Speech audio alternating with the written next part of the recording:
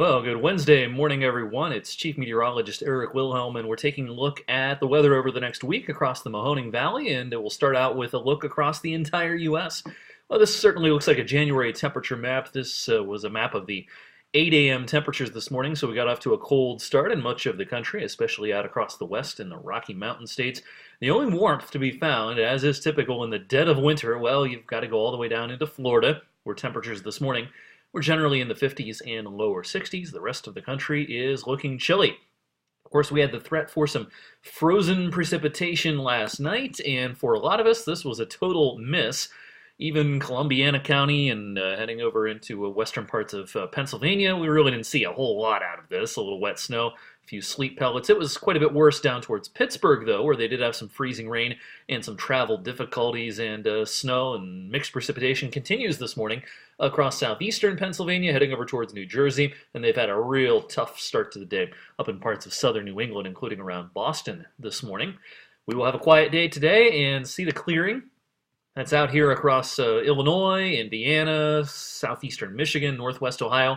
Some of that clearing is going to try to work in this afternoon. It won't turn bright and sunny, but we'll see a thinning of the clouds here across the Mahoning Valley before the day is through today.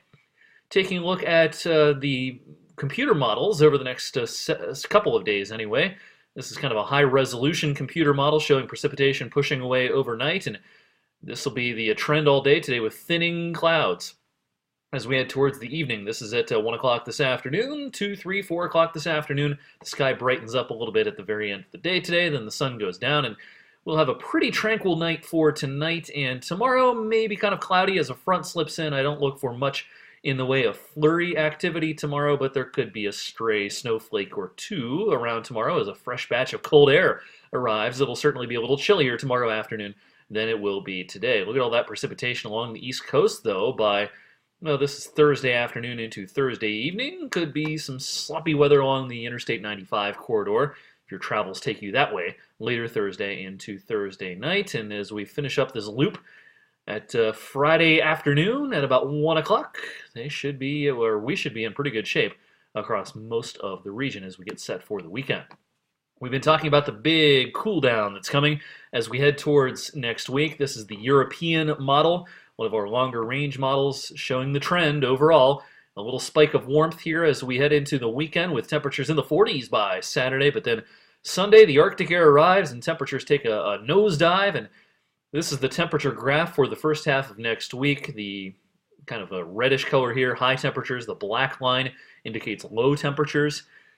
And the date's a little hard to see here down in the bottom, but this is the morning of the 22nd right here. We could have temperatures around 15, staying in the teens all day on the 22nd, and that would be, well, let's see, next Tuesday.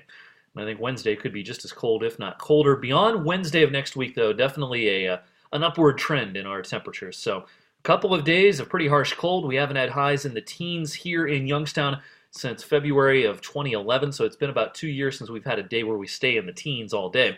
But that certainly is likely to change as we roll on into next week. So that's the European model. Let's get past that. Here's the American GFS model, showing several things at once here. And again, I apologize if this is a little bit hard to see. I'll try to zoom in a bit.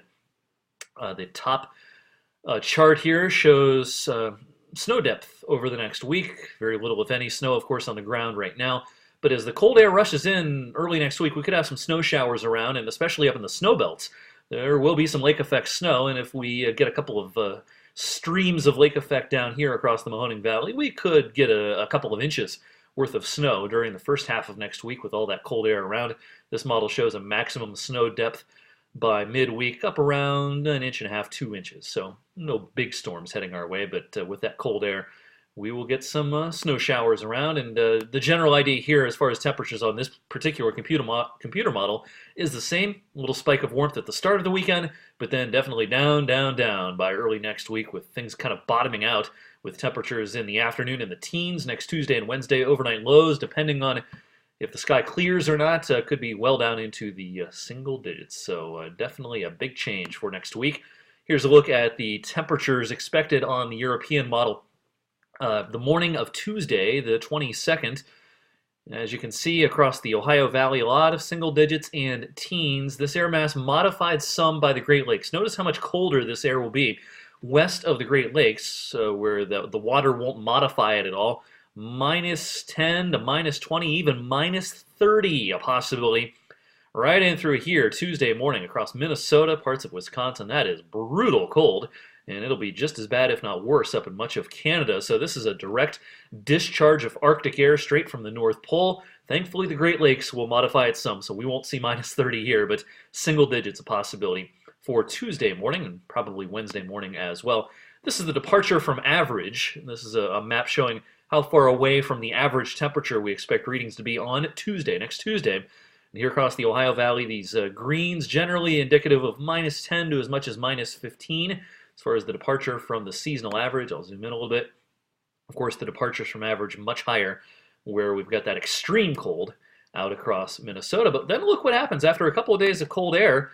This is a chart showing late next week. We're talking about, well, 9 or 10 days from now, so take this with a bit of a grain of salt. Things can change, but this model does advertise a warm-up coming at the end of next week with temperatures across the Ohio Valley a few degrees above average. These kind of orangish colors showing maybe 3, 4, 5 degrees above average, so maybe we're back in the lower 40s 9 or 10 days from now after a real cold spell during the middle of next week. So that's kind of a look at things, how they're looking this morning over the next 7 days. Join me tonight at 6 and 11 on 21 News. Have a great day.